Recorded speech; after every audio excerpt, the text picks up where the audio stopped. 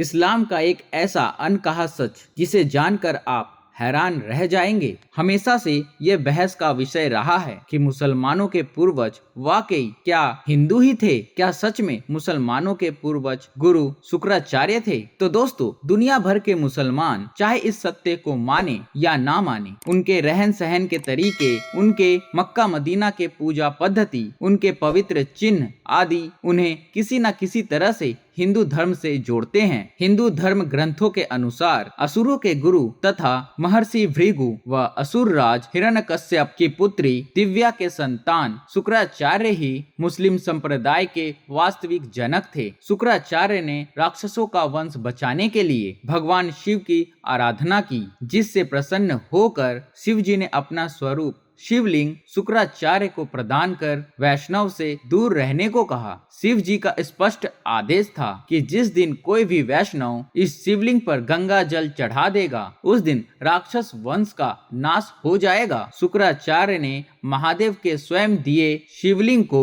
भारतवर्ष तथा हिंदुओं से दूर रेगिस्तान में स्थापित किया, जिसे आज अरब देश में मक्का मदीना के नाम से जाना जाता है। यहाँ तक कि अरब देश का नाम शुक्राचार्य के पौत्र अरब के नाम पर ही पड़ा है। शुक्राचार्य मूल रूप से काव्य ऋषि थे। उनके सम्मान में मक्का मदीना के शिव मंदिर को काव्या नाम दिया गया, जिसे लोग कावा कहते हैं। कालांतर में काव्या नाम विपरीत होकर काबा बन गया, जिसे मुसलमानों का सबसे पवित्र स्थल माना जाता है। अरबी भाषा में शुक्र का मतलब आहान होता है और शुक्रम अर्थात शुक्रिया अथवा धन्यवाद शब्दों का जन्म शुक्राचार्य के नाम पर ही हुआ है। मुसलमानों का पवित्र जुम्मा शुक्रवार को मनाया जाता है। शुक्रवार को मनाने की वजह भी गुरु शुक्राचार्य ही है। मित्रों, अगर बात रामायण की जाए तो रामायण के अनुसार शूर्पणखा का वध नहीं हुआ और वह गुरु शुक्राचार्य के आश्रम में रहने लगी थी। यह सबको पता है कि भगवान श्री राम के आदेश पर लक्ष्मण जी ने शूर्पणखा के नाक काट दिए थे और तभी से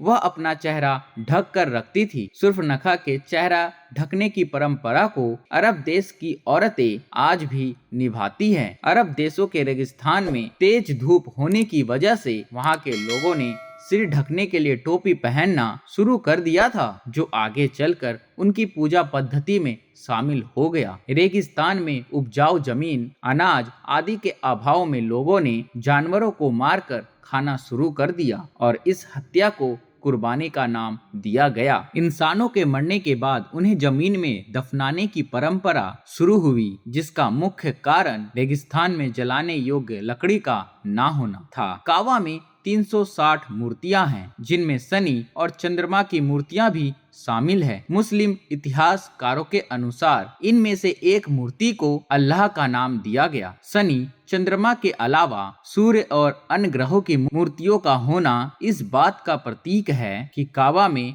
9 ग्रहों की पूजा की जाती थी। हिंदू धर्म आज भी 9 ग्रहों की पूजा करता है और यह माना जाता है कि मुसलमानों को 9 ग्रह पूजा सिखाना गुरु शुक्राचार्य का ही काम है। अर्धचंद्र को हिंदू धर्म में पवित्र माना जाता है, क्योंकि यह भगवान शिव के ललाट को शोभा को बढ़ाता है। अर्धचंद्र चिन्ह का काबा में महादेव के प्रतीक पर होना इस चिन्ह को मुसलमानों में पवित्र बनाता है और इसे इस्लाम के झंडा पर स्थान दिया गया है। हिंदू धर्म के पवित्र शब्द ओम के संस्कृत रूप ओम को अगर शीशे में देखें तो ये अरबी भाषा में लिखे गए अल्लाह की तरह ही दिखाई देता है। यहाँ तक कि मुसलमानों में पवित्र माने जाने वाला 786 अंक भी ओम से ही बना है। ध्यान देने वाली बात यह है कि कोई भी मुसलमान इस बात को स्वीकार नहीं करता कि 786 अंक वास्तव में हिंदुओं का वैदिक प्रतीक ओम है। कोई भी मुस्लिम बुद्धिजीवी ये नहीं बता पाता कि अगर 786 अंक ओम नहीं तो आखिर क्या है। मुसलमान मक्का जाकर काबा के शिवलिंग की 7 बार परिक्रमा करते हैं, जो बहुत पहले से चला आ रहा है। गुरु शुक्राचार्य ने यकीनन इस्लाम से पूर्व पैदा हुए अरब क्षेत्र के लोगों को हिंदू पूजा पद्धति सिखाई होगी। मक्का से कुछ ही दूरी पर एक बड़ा साइन बोर्ड लगा हुआ है जिस पर लिखा हुआ है, इस क्षेत्र में गैर मुस्लिमों का प्रवेश वर्जित है। यह साइन बोर्ड उस समय का प्रतीक माना जाता है जब इस्लाम की शुरुआत हुई थी, तथा यह भी अंदाजा लगाया जा सकता है कि शुक्राचार्य ने भगवान शिव की दी हुई चेतावनी पर अमल करते हुए इस मंदिर के क्षेत्र में हिंदुओं के प्रवेश पर प्रतिबंध लगाया हो। जहां भगवान शिव का मंदिर होता है वहां पवित्र नदी का पानी भी पाया जाता है। हिंदू मंदिरों की यह परंपरा भी काबा से जुड़ी हुई है और मंदिर के साथ ही पवित्र पानी का स्रोत है जिसे जमजम के पानी के नाम से जाना जाता है। मित्रों, ये सब बातें सुनने के बाद मुझे यकीन है कि आपको यकीन हो गया होगा कि इस्लाम